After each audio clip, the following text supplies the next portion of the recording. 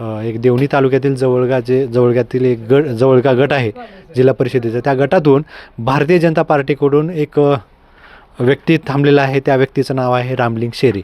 तुम्ही भारतीय जनता पार्टीकडून थांबला आहात. तुम्हाला पक्षाने तुम्हालाच का उमेदवारी दिली? सर्वप्रथम मी मराठा न्यूजचं खूप आभार व्यक्त करतो की त्यांनी आज माझी मुलाखत घेण्यासाठी जवळगा माझ्या गटामध्ये मी प्रचार दरम्यान असताना माझी सरांची भेट झाली, फोन आला आणि या सर माझी मुलाखत घेत आहेत. सर, मी गेली 2005पासून भारतीय जनता पार्टी या संघटनेमध्ये काम करतो. संघटना हा माझ्यासारख्या कार्यकर्त्यांचा एक आत्मा आहे आणि साधारणतः मी जे 21 वर्षामध्ये 21-22 वर्षाचा कार्यकाल आहे माझ्या संघटनेत काम करत असतानाचा. मी 2 टर्मला तालुकाध्यक्ष म्हणून भारतीय जनता पार्टीचं काम केलं आहे. जिल्हा महामंत्री युवा मोर्चाचं पण माझं काम केलं संघटनेमध्ये आणि मला सामाजिक कार्याची खूप आवड आहे. गेली 10 वर्ष झालं मी माझ्या धनेगावच्या ग्रामपंचायतमध्ये मी नेतृत्व करतो.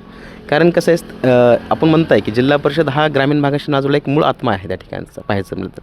आणि मी खूप जवळून बघितलं आहे ग्रामपंचायतच्या माध्यमातून विकास कामाचे असतील, राज्य सरकार असेल किंवा केंद्र सरकार असेल, याच्या योजना काय असतात, ग्रामीण भागाचा विकास कुठल्या पद्धतीने केला जातो आणि एक चांगलं सक्षम असं माझे 10 वर्ष मी ग्रामपंचायत चालवलं आहे. त्यामुळे मला प्रशासनाचा अभ्यास होता, संघटन कौशल्य होतं आणि लोकांची मी जे स्वतः नाम फाउंडेशन जिल्ह्यामध्ये काम करतो आहे, अक्का फाउंडेशनच्या माध्यमातून असेल, नाम फाउंडेशन या माध्यमातून आपल्या ग्रामीण भागाचा जो मूळ विषय आहे तो शेती आहे. शेतकऱ्यांची आर्थिक सुबत्ता कशी होता होईल, ग्रामीण भागातलं आरोग्य कसं आहे, शिक्षण कसं आणि रस्ता व्यवस्थापन याबद्दल खूप चांगला मला अभ्यास आहे. साहेबांनी तो विषय हेरला आणि माझ्यासारख्या सर्वसामान्य कुटुंबातल्या कार्यकर्त्याला, खरं तर पाहिलं तर माझ्या कुटुंबातली कुठलीच राजकीय पार्श्वभूमी नाही आहे. मी स्वतः 2006 ते 2008 2 वर्ष सलग मी पानटपरीचा व्यवसाय होता वलंडीमध्ये. या ठिकाणी माझ्या मामांचं हॉटेल होतं. सरांना माहिती आहे की त्या ठिकाणी मी तो व्यवसाय करत होतो आणि मला फक्त पक्षांची आवड, साहेबांवर प्रेम करणं, पक्ष संघटनेवर काम करणं आणि माझ्या फक्त कामावरती बळावरती भारतीय जनता पार्टींनी मला उमेदवार दिलेले आहे. साधारणतः मी उमेदवारी मला तसं 21 तारखेलाच मला B.Pharm लागला. तसं मी संघटनेत काम करत असल्यामुळे प्रत्येक गावात माझा खूप चांगला संपर्क आहे त्या माध्यमातून. ऑलमोस्ट जर पाहायचं तरी 18 गावामध्ये माझं, सगळ्या गावामध्ये प्रत्येक गावामध्ये माझी प्रत्येक डोर टू डोर म्हणजे मी जनतेचं गावभेटीच्या माध्यमातून जनऔषध घेण्यासाठी प्रत्येक घराच्या उंबरठ्यापर्यंत जाऊन आलो आहे. त्यापैकी फक्त माझे 2 गावं राहिलेत, अद्याप 16 गावं मी पूर्ण केलेत. आणि जनता जनार्दन मायबाप मला माहीत आहे की माझ्या कामाच्या बळावरती मायबाप जनता जनार्दन ही माझ्यावरती 100% आशीर्वाद मला देणार आहे. आणि माहीत आहे की मी तुम्हाला सर्वांना माहीत आहे की मी चळवळीतला कार्यकर्ता आहे, ग्राउंड लेवलचा कार्यकर्ता आहे. माझ्यासाठी जमेची बाजू माझे लोक आहेत, माझी जनता जनार्दन आहे आणि जनता मायबापच्या आशीर्वादावरच मी या ठिकाणी इथपर्यंतचा प्रवास माझा झालेला आहे. सर, कसं असतं, माझ्यासारख्या सर्वसामान्य कार्यकर्त्याला भारतीय जनता पार्टीनंच माझी सगळ्यात मोठी ओळख निर्माण करून दिली. यापेक्षा पार्टीनं मला कसं आहे, माझे नेते आदरणीय संभाजीभाई पडणेकर साहेब तर अरिंदभाऊ पडणेकर साहेब असतील.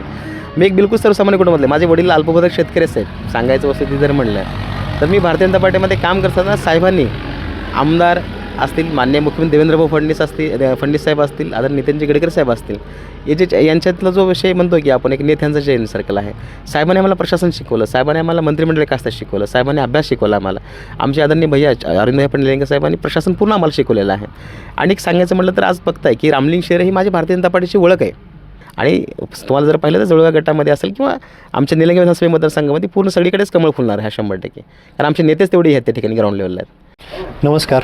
आज जिल्हा परिषद उपपंचायत समितीची निवडणूक सगळीकडेच धामधूम आहे. सगळीकडेच आपापल्या पद्धतीनं सगळे जोर धरू लागलेले आहेत. निवडणूक जवळ आलेलं आहे. मतदान येत्या 7 तारखेला मतदान आहे. त्या अनुषंगाने जे काही उमेदवार रिंगणात उतरलेले आहेत ते आपापल्या परीनं प्रचार करतात, दारोदार जातात, मतदारांना भेटतात.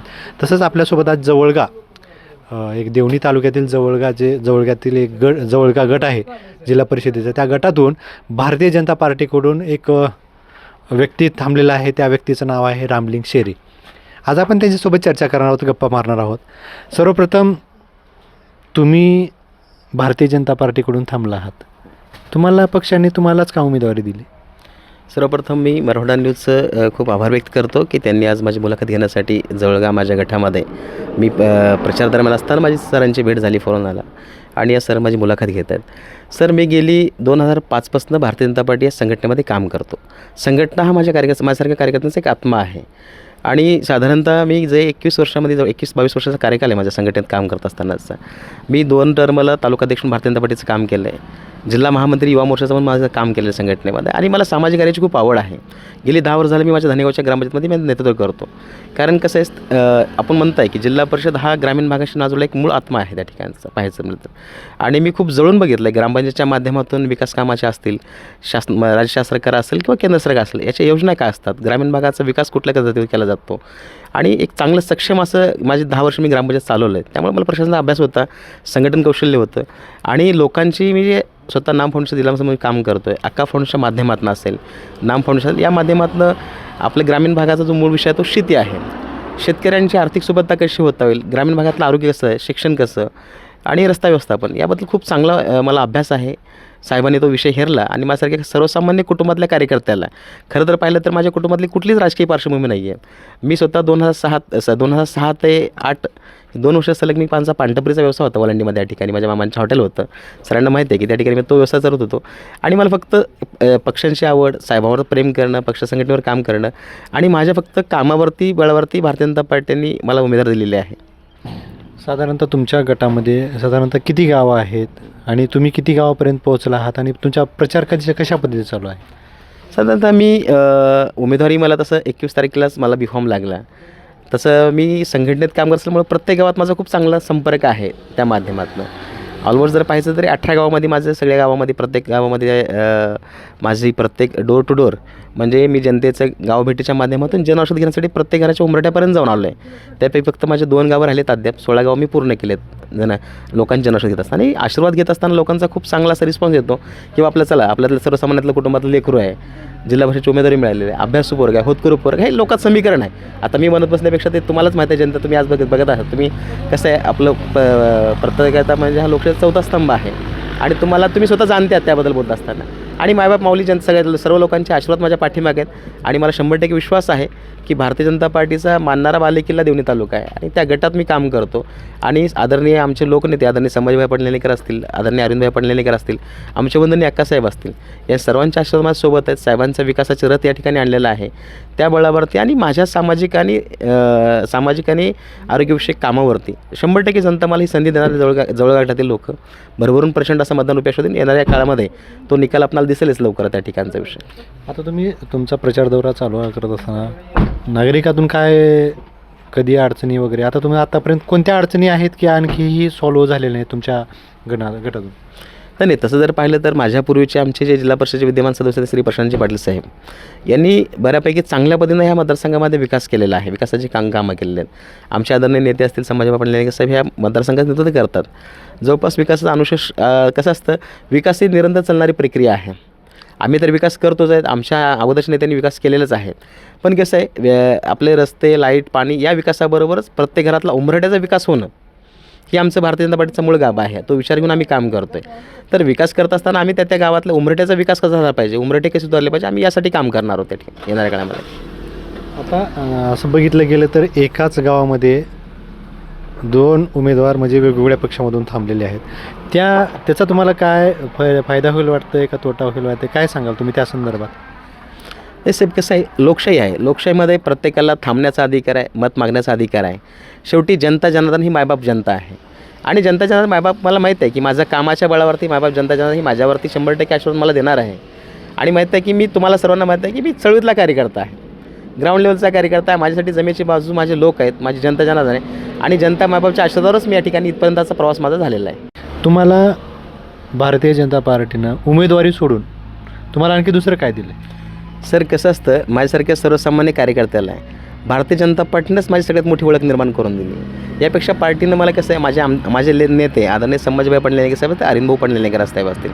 मी एक बिलकुल सर्वसामान्य कुटुंबातले, माझे वडील अल्पभूधारक शेतकरी साहेब, सांगायचं वस्तू ती जर म्हणलं तर मी भारतीय जनता पार्टीमध्ये काम करताना साहेबांनी आमदार असतील, माननीय मुख्यमंत्री देवेंद्रभाऊ फडणवीस साहेब असतील, आदरणीय नितीनजी गडकरी साहेब असतील, यांच्यातला जो विषय म्हणतो की आपण एक नेत्यांचं चेन सर्कल आहे.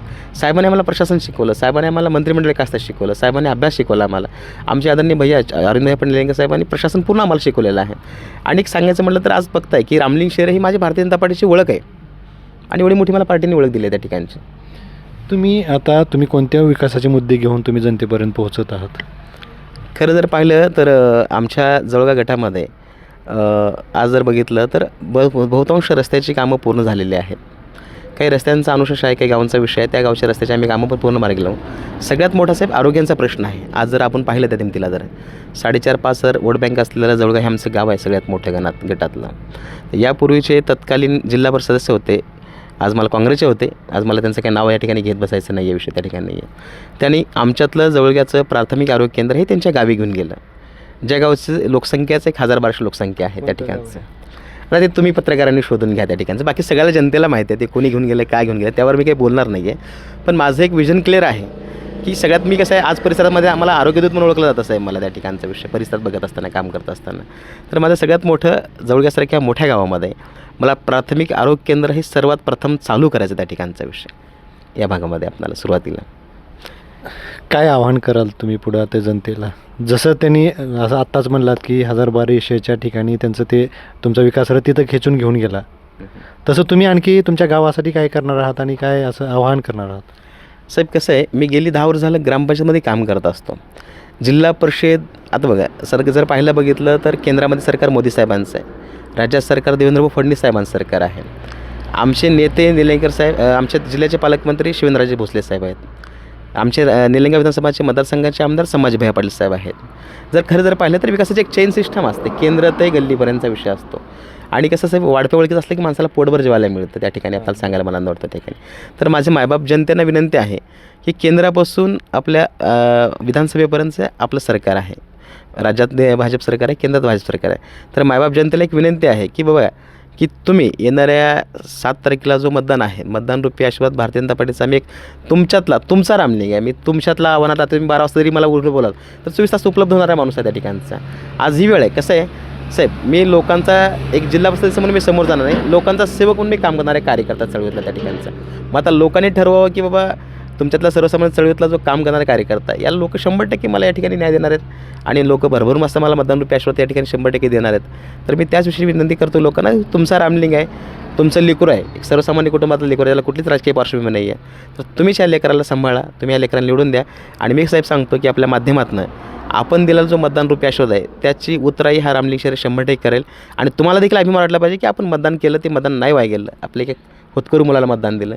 आणि येणाऱ्या काळामध्ये आपल्याला जवळगा जो जिल्हा परिषद सर्कल आहे तो आदरणीय संभाजी पाटील निलंगेकर साहेब यांच्या डोक्यामध्ये काही कल्पना आहेत, त्या ठिकाणी माझ्याही माध्यमातून काही डोक्यात कल्पना आहेत. एक विकासाचा रोल मॉडेल आपण या जवळगा जिल्हा परिषद सर्कलमध्ये 100% आपल्याला दिसेल. अजून एक प्रश्न विचारतो की एक गोरगरीब किंवा सामान्य व्यक्ती जे असतात ते शक्यतो पुढाऱ्यापर्यंत, मोठ्या नेत्यापर्यंत जायला भीतात. मग त्याच्यामध्ये तुम्ही दुवा कशा पद्धतीने साधणार? साहेब जर पाहिलं बघितलं तर मी गेली 20 वर्षापासून या क्षेत्रात काम करत असतो.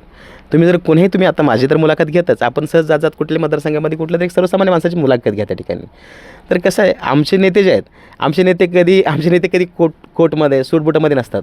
संभाजी पाटील निलंगेकर साहेब सहज कोणाला उपलब्ध होणारा नेता आहे आणि मी त्यांचाच कार्यकर्ता साहेब त्या ठिकाणचं. तुम्ही जरी मला बोललं रामली इकडे रे म्हटलं तरी मी त्या ठिकाणी त्या लोकांपाशी जाऊन काम करणार. लहान बाळ जरी म्हटलं रामली इकडे म्हटलं तर मी तिथून काम करणारा कार्यकर्ता. त्यामुळं मी 20 वर्षाचा ह्या लोकांसोबत वावरत असतो साहेब. इथली मायबाप जनता जी आहे ते 20-22 वर्षापासून यांच्या खांद्यावरच मी खेळलेलो आहे, लहानाचा मोठा यांच्यातच झालेला आहे. त्यामुळे त्या लोकांना कुठली दरी नाही, रामलिंग कोण साहेब वगैरे कोण आहे. बाकीचा जो प्रतिनिधीमध्ये तो इथं राहतच नसतो, मुळात तो राहायला लातूरला असतो, मी लोकात असतो. फरक एवढा साहेब दोन्ही मला त्या ठिकाणचा. आणि ह्याच मायबाप जनतेने मला खेळवलं आणि त्यामुळे ते लोक मला काही विषय नाही, ते 100% मतदान रूपी भरभरून आस्वाद देणार मला त्या ठिकाणचं. आणि तुम्हाला जर पाहिलं तर जवळगा गटामध्ये असेल किंवा आमच्या निलंगा विधानसभा मतदारसंघामध्ये पूर्ण सगळीकडेच कमळ फुलणार आहे 100%. कारण आमचे नेतेच तेवढे आहेत त्या ठिकाणी ग्राउंड लेवलला आहेत. त्यामुळे माझ्या अंगात कुठं काही असं पुढारीपण की साहेब वगैरे हा विषय नसणार आहे आमच्या ठिकाणी. आम्ही रामलिंगच पण राहणं शेवटपर्यंत काम करणार आहे त्या ठिकाणचं. ठीक आहे, अशा पद्धतीनं आता येणारा काळच ठरवले की नेमकं लातूर जिल्हा परिषदेवर वर्चस्व कोणाचं होणार आहे. मी कॅमेरामॅन राजकुमार काळे,